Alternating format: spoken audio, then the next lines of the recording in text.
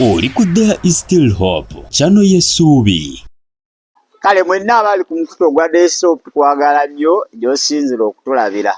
Ali mu Uganda okola kyamaanyi n'awali mutala w'amayanja weebali kubeerako ku guno omukutu. Ali ku Tish TV, Revelation TV n'emikutu emirala, Dreams and Visions mwebali kubanga ate mutulaba. Mukama tukwebaza kubanga oli mulungi, ekitiibwa kiba kikyo n'amatendo. Mwoyo Mutukuvu afuge okuyita mu Kristo Yesu omwana wa Katonda omulamu. Amiina. Kale manya abasinga mwakoowa okulaba video za Musumba Ssenyonga, naye tetulina kyakola. Tulina obba muwe Musumba. Agala toyagala, ayinza okuba nga waliwo tatambula bulungi. Nga naawe gwayomba naawe olina ebitatambula bulungi kuba bibyo tetubimanyi. Naye nga omuntu ayinza okuba nga alina ebibye naye tekimuggyako kubanga ki Musumba era alina ekisibo ky'asumba. Kakati avuddeyo n'akola ki? Avuddeyo n'alabula. Alabudde abafere beesonyiwe ekkanisa ye. Waliwo ebyayita mu mawulire nti obuweereza buli kutunda ebintu by'obuweereza. Bwe byaliko mu mawulire properties za ministry mbu bali zitunda. Endala simanyi mbu banka egenda zikwata. Simanyi baba banje loan ebalemye ne bitambula. Kakati avuddeyo n'agamba abo bonna ababikola ffe tubamanyi, babawa ssente tubamanyi, ate no baali bantu balungi ne babagula, ate be batambuza propaganda oyo. Oba basoga oba Banyarwanda simanyi, naye nga kiri propaganda mu Luzungu. Simanyi oba Abazungu bajjayo ekigambo Baganda. Anyway, be batambuza mu palapase naye mu kanisa yeeri ku muzuuli ate teyina bintu byetunda. Ekyali wamu ekyaweereza Kristo ate ekyesiga nti Kristo agenda kubanga agikola ki? Bw'agikwakkula ku lunaku olwo. Sooka omuwuliriza Omusumba Jackson Ssenyonga okuva ku Christian Life Church Makerere. Ekikazi yakubanga mukaaga alina ensonga ze zatanyizaawo ate sobola okuba nga ate tweyongerayo. There are some people that are trying to manipulate and put up things. They're saying Christian Life Church has sold off some of its property. There is nothing we have sold off. God is good here. Jesus is Lord here. Say amen. There is a rumor that was going on about a year ago concerning that same thing. It was started by someone. He has a TikTok account. I think it's called Bukenya Media. Bukenya Media used to stand against immorality in Uganda. Against all these rapists and these rapist pastors. Those sodomizers. But they got into him and gave him money. And he changed. Now he works for them. That's what they do. That's what they do. If you stand against them, they terrify you and throw things at you. And when you are fearful, and they say, now you can work for us and still make some money. Bullies. Somebody say bullies. What is a bully? Pastor Eva, what's a bully? Omuntu ajoga abantu. Na joga nga abasinga amaanyi. Ye bully. Oyo musindikire fire. Nze kamuwe erinnya eddala. Let me give them another name. Omuwuddisi. Awuddisa. Do you realize most of the false prophets are bullies? They are bullies. Because you have to have so much to hide that filth inside. How do you hide so much filth inside? By creating a different picture on the outside. And you have to bully others to do that. So what they do, once they do what they do, then they hide. olunga beekweka and they start to play victim. ne batandika okuba nti bo be bali mu kukosebwa.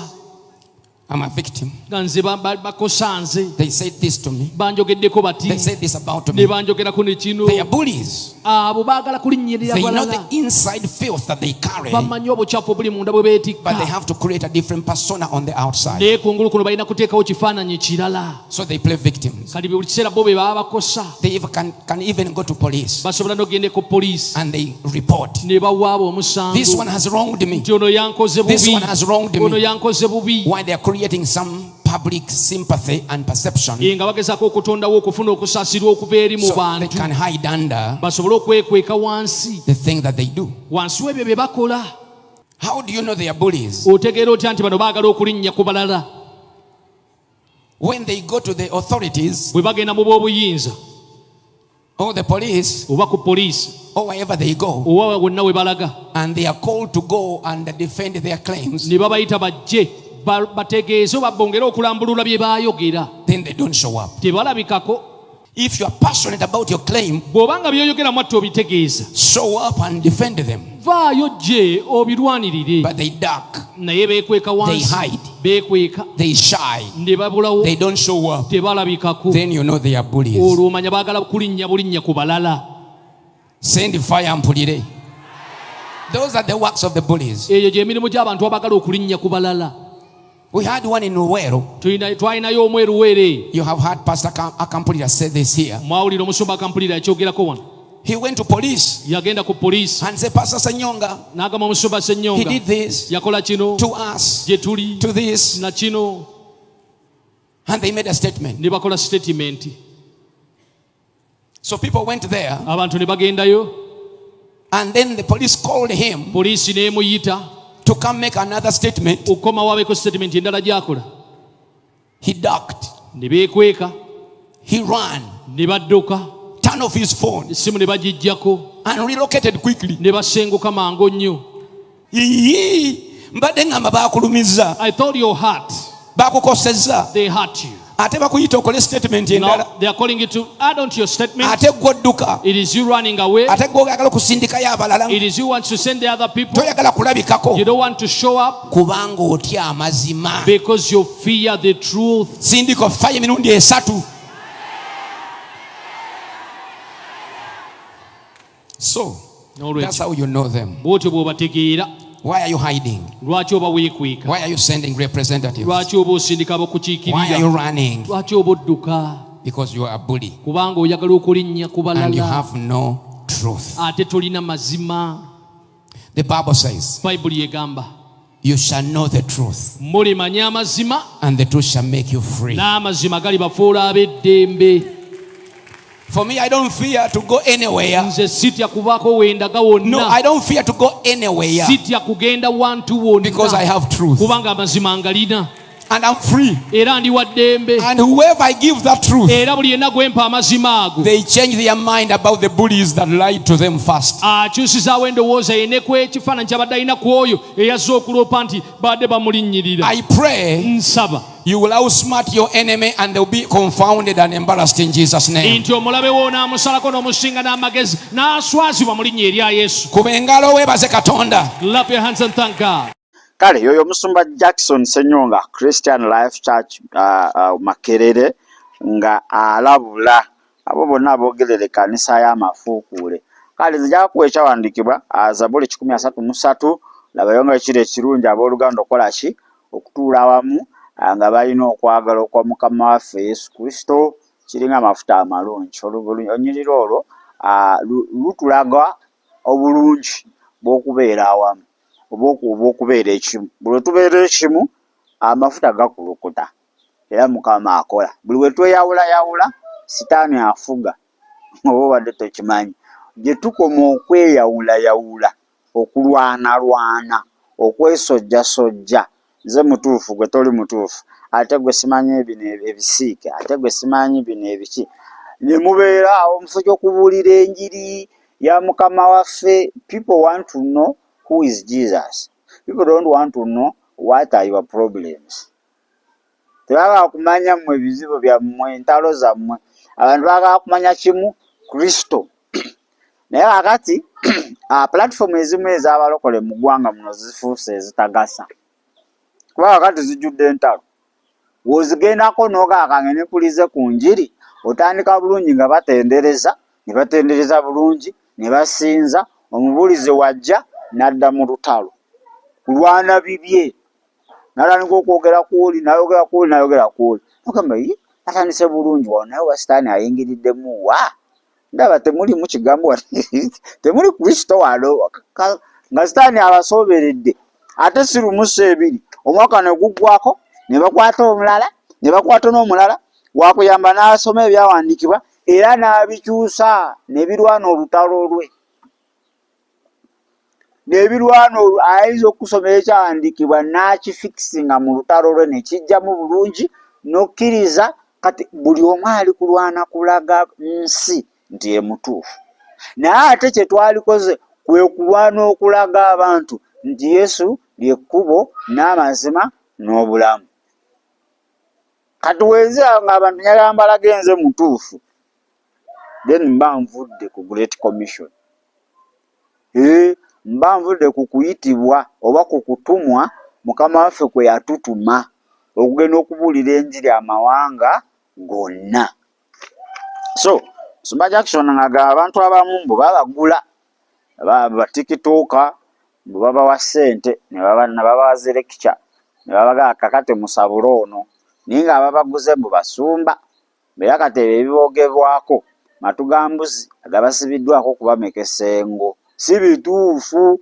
Ministry terina byetunda ebintu bya ministry mbu webiri era biri talatibu ng'oluwombo lw'amagi. Kakati asimayo bino bigenda tuzaawa wetutandika okubanga ekkanisa mufo ky'okusasula ssente zibuulire enjiri oba okozesa resources Katonda zaatuwadde zibuulire enjiri ate tusasula abantu batikitooka ab'ensi batulwanire entalo nti kakati lule kwata wano obukadde 10 badde bulijjo nkuba naye kakati tukole eddiiru toddamu kunkuba nkuba obukadde 10 buli mwezi kuba oli kati ow'ensi ye tomunyumiza ajja zikwata agukole naye tunaaba ekyo kyokoze kirungi. It's not good. Second, so nze kugaye ba TikToker be Uganda abasinga bonna abo boolaba nga balina ensonga gye balemeddeko babawa ssente bagule babagula ate abasumba bennyini bano bemuwuliriza ssente ze mukwata ne musasula ze muteeka mu bibbomu musimanyi zikola omulimu gwa Katonda zibulire enjiri ziyambe bamulekwa zizimbe ekkanisa zennyini ze bakwata ne bali ba TikToker ne banywamu walaji ne banywamu shisha ne banywamu enguuli ne bagula bamalaaya ne bamala ne batuula mu maaso ga kamera ne bavuma.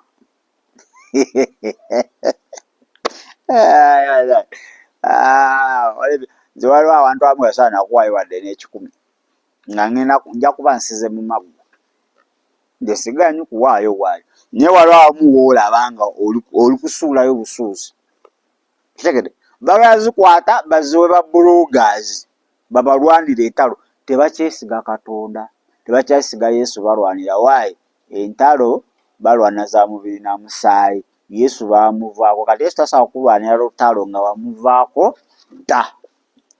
So mbadde nsaba ffenna nga babaweereza ffenna ng'ekkanisa Zabbuli 133 etusigalemu etutuulemu tugifumintirizeeko tutegeere kiki kyennyini kyeyagala tukole oba tubeere obumu. Let me tell you, united we stand, divided we fall. Ekkanisa buli weebeera ng'ejjudde okweyawulayawula sitaani eri aba afuna power aba yeyongera amaanyi naye buli we tudda ne tubeera awamu eri tuba tukola ki tuba tumunafuya. So gwakitegedde ndowooza kiteeke mu nkola woba oli mu ntalo ezo z'olwanirako bali obanga naawe oli omu ku abo abakusasula togeza njagala oddemu okutegeera. Nze bagambako nze waliwo omusumba yali ampa ssente waliwo nange abaali bampa ssente mbeeko bennumba Nemboga abanayi. Soka bampanga sente we are supporting you nganze sibifaako. Ate kale obadde support gw'amanyi. Boyina gagendererwa gwe basi n'agategeera. Kati lwe bajja nakakati ze tubadde tukuwa just temuli. Yabadde soda. Baatukuwe kye bayita sente enzungu. Sente enzungu tebogerera mu za Uganda. Baatukuwe ku kadoola akawera. Kasita okola kino namugaago nti komaawo ne bavumanzi busiro ojja kufa just bajja nategeera nti bagambye kolawo oti. Obuzumba babikola mu Uganda basasula.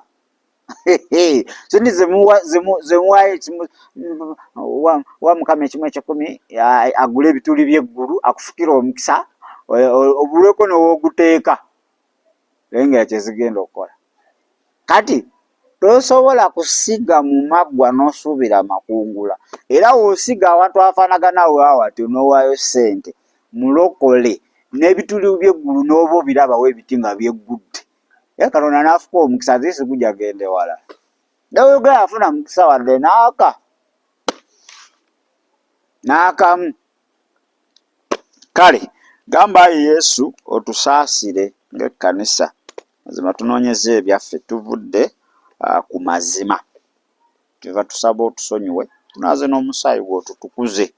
Era nange olwaleero nkuwa obulamu bwange nze atanalokoka obeere mukama waabwo era omulokozi waabwo okuyita mu Kristo Yesu omwana wa Katonda omulamu. Amiina. Mukama abakuwadde nga kitadde ku mutima ekyokusabira ekkanisa gisabire.